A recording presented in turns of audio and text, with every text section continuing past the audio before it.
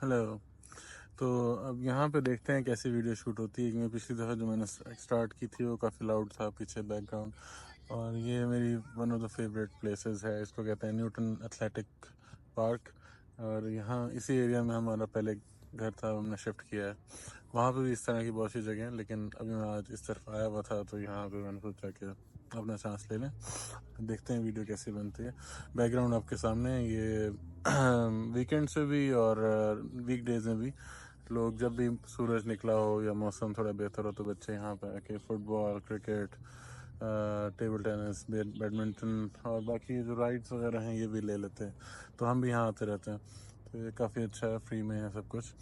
तो coming back to the topic, जो मैं डिस्कस करना चाह रहा था आप लोगों से, वो ये है कि स्टार्ट करते हैं अपना पीआर प्रोसेस की वीडियोस, क्योंकि ये सारा जो पीआर प्रोसेस है ये एक वीडियो में तो एक्सप्लेन होगा नहीं। तो मैं उसका ना एक आपको बैकग्राउंड देना चाह रहा हूँ कि पीआर किसके लिए है, किसको लेनी चाहिए। ये सबके लिए नहीं होती। ये नहीं है कि हर कोई पीआर के लिए चला जाए, और ये नहीं है कि हर कोई पीआर लेने के बाद सरवाइव भी कर सकेगा। बहुत स्पेसिफिक लोगों के लिए होती है, और हर किसी को देखना चाहिए कि वो किस ब्रैकेट में फॉल कर रहा है। अगर वो स्टूडेंट है तो उसके लिए क्राइटेरिया और होगा, अगर वो बिजनेसमैन है उसके लिए क्राइटेरिया और होगा, अगर वो रिटायर्ड है और वो अपना पीसफुल लाइफ, रिटायर्ड लाइफ गुजारने के लिए आना चाह रहा है, तो उसके लिए डिफरेंट होगा। इसीलिए कनाडा में डिफरेंट पाथवेज हैं डिफरेंट तरह के लोगों को कैटर करने के लिए। तो यहाँ पे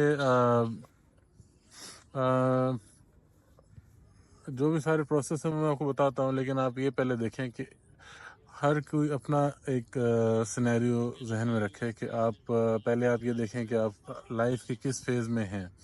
अगर आप लाइफ के इस फेज़ में हैं कि आपके पास काफ़ी टाइम है सीखने को, आपकी बॉडी, आपका माइंड काफ़ी सारी चीज़ें अडेप्ट कर सकता है, अभी ग्रोइंग फेज़ है, जैसे टीनेजर्स होते हैं तो उनके लिए तो परफेक्ट है। अगर टीनेजर हैं तो उनके लिए परफेक्ट है, जो उन्होंने मेहनत वहाँ करनी है, आपके अपने मुल्क में एजुकेशन लेनी है और स्किल सीखनी है, वो अगर यहाँ पे आके सीखेंगे, यहाँ पे आके एजुकेशन लेंगे, तो उनको ज़्यादा आसानी से अडाप्ट करने में भी आसानी होगी।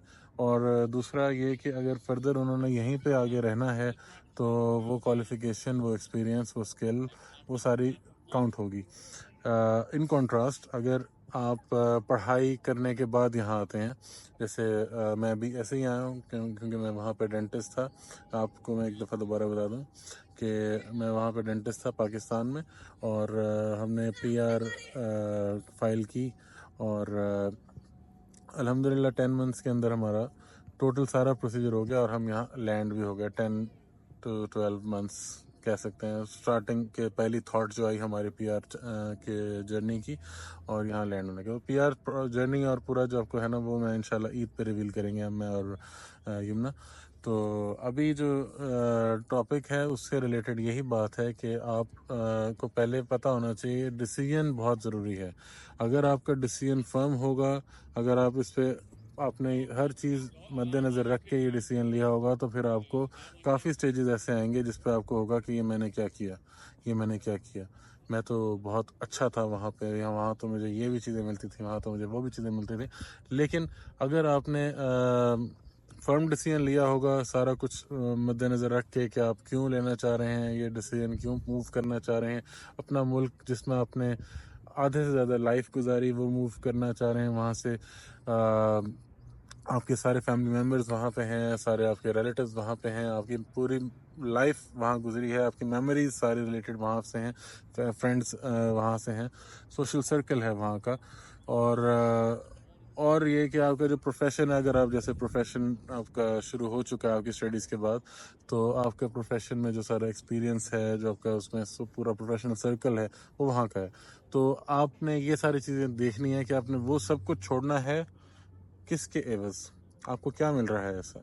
ठीक है, तो हर किसी का सिनेरियो डिफरेंट होता है। अभी मैं 4 तरह के सिनेरियो आपको बताता हूँ, और इन चारों में डिसीजंस फ़र्क हो जाएंगे।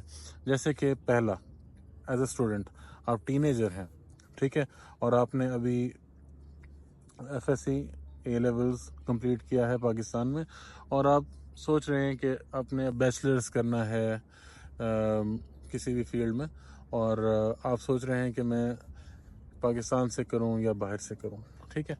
तो उसमें ये आता है कि अगर आपका इरादा है कल को बाहर ही जॉब करने का, बाहर ही अपना कैरियर बनाने का, तो क्लियर कट डिसीजन है ये कि आप बाहर से ही करें, पाकिस्तान से ना करें। और अगर तब आपको ये जहन में है कि नहीं मैंने पाकिस्तान में अपना कैरियर बनाना है, ठीक है, तो आपके पास दो ऑप्शन आते हैं।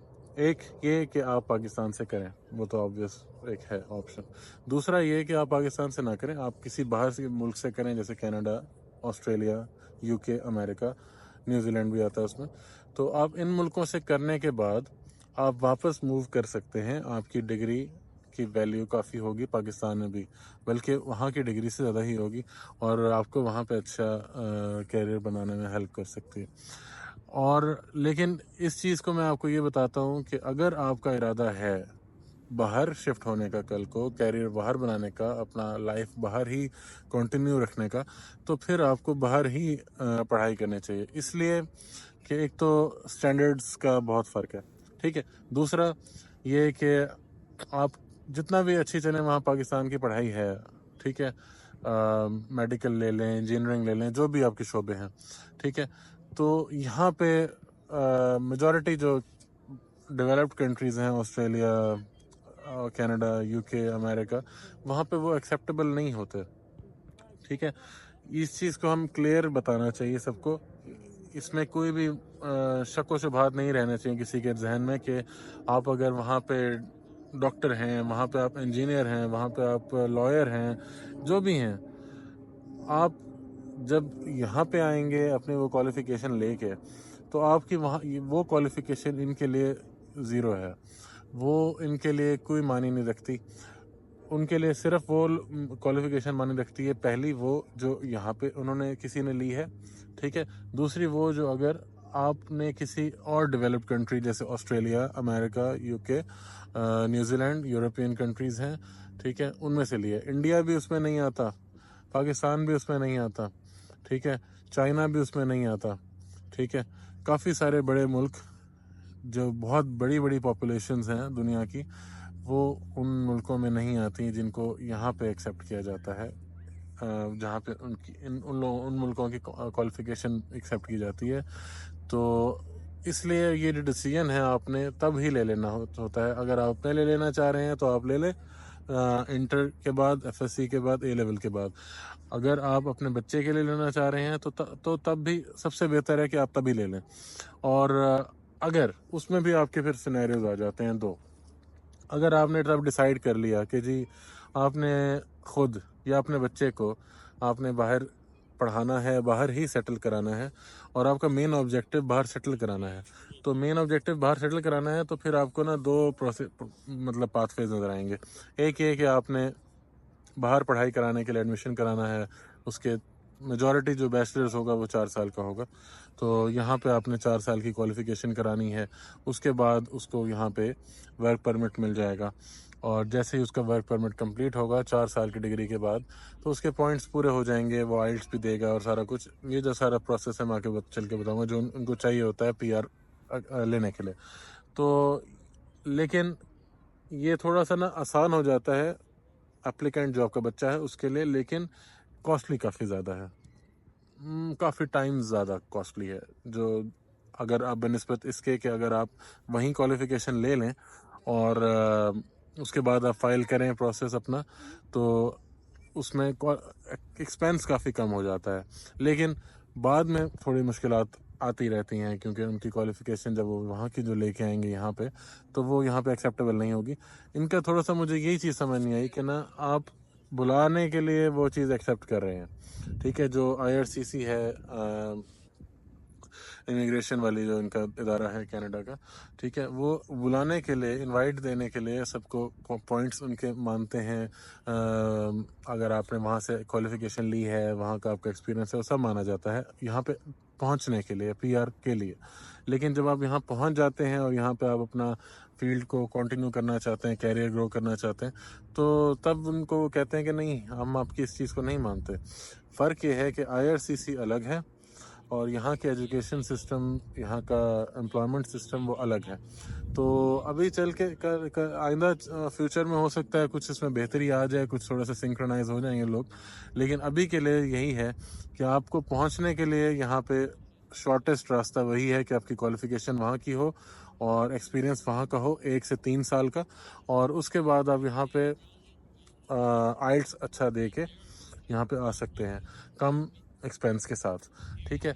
लेकिन यहाँ पे फिर आपको मुश्किलात होंगी। अगर आप चाहते हैं कि स्ट्रेट फॉरवर्ड हो सब कुछ और मुश्किलात कोई ना हो, तो सबसे आसान और सबसे जो स्ट्रेट फॉरवर्ड रास्ता वो यही है कि आप इंटर, FSC या A लेवल्स के बाद आपका बच्चा या आप अगर खुद हैं तो आप उस टाइम यहाँ आ जाएं और अपनी क्वालिफ़िकेशन यहीं पे पूरी करें और आप इन्हीं के स्टैंडर्ड्स पे आ जाएंगे। आपको सब कुछ इन्हीं के बराबर होगा, आपके पॉइंट्स पूरे होंगे, सब कुछ पूरा होगा।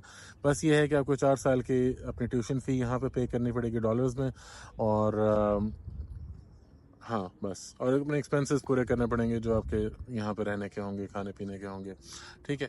तो ये आपने बैलेंस करना है, इन दोनों में से देखना है कि आपके लिए कौन सी बेहतर ऑप्शन है।